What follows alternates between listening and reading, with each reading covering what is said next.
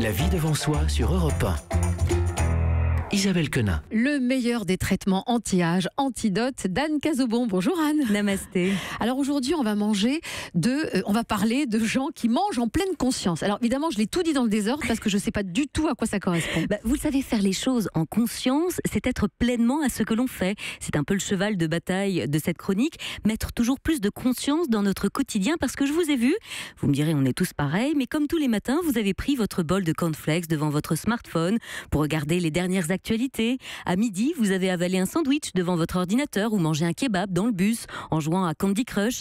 Et ce soir, vous allez vous faire un plateau télé devant Capitaine Marlowe. Bref, vous n'êtes pas du tout à ce que vous faites quand vous mangez parce que oui, se nourrir, c'est un job à temps plein. Et comment je fais pour manger en pleine conscience ? Eh bien, en développement personnel, je préfère prévenir, on a renoncé à tout régime, parce qu'il est hors de question de commencer la journée en prévoyant de se restreindre. Non, l'idée est de prendre soin de ce corps de déesse que l'on vous a fourni. Les kilos en trop, eux, ils ont une histoire. C'est peut-être une carapace pour que personne ne vous envahisse, un océan de larmes que vous n'avez pas encore pleuré, une manière d'occuper une certaine place pour qu'on vous voit un peu plus. Mais ce dossier-là, c'est chez le thérapeute que ça se travaille. Non, devant l'assiette, on va d'abord recontacter le sentiment de faim et attendre tout simplement d'avoir faim pour manger. Ouais, sauf qu'on va tous mourir de faim par ta faute. Tu le sais ça ? On va tous mourir de faim. Non, justement, on va plutôt apprivoiser cette faim, calmez-vous, et attendre pour ressentir toujours plus ce qui se passe dans le corps. On peut aussi commencer par boire un grand verre d'eau parce que peut-être qu'on a soif et parce que souvent on confond la soif et la faim. Et puis en profiter pour se faire un petit point météo intérieur, se demander si on est fatigué, si on est stressé, si on est énervé, quelle est l'émotion qui prend le dessus avant de l'assouvir en se ruant sur son repas. Allez hop, je crois qu'il est temps de passer au fourneau.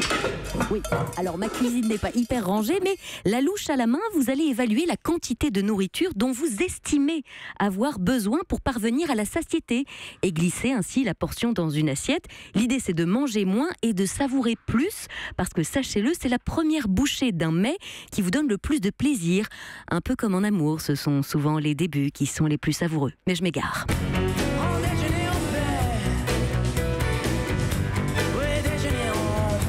Déjeuner en paix. Faites-vous ce cadeau. Pas de radio, pas de télé, pas d'ordi, pas de journaux.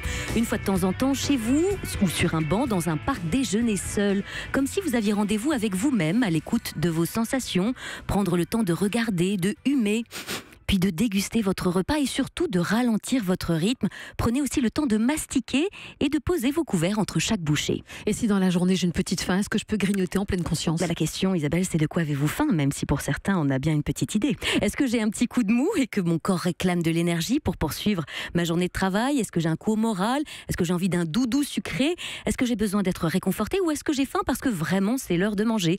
Eh bien justement, si vous avez envie d'un encas, d'un petit 4 heures, alors écoutez-vous et obligez-vous à vous asseoir et à le manger lentement, en l'appréciant. Et dès que le plaisir disparaît, reposez-le dans un coin pour mieux y revenir plus tard. Un peu comme... Enfin, vous avez compris.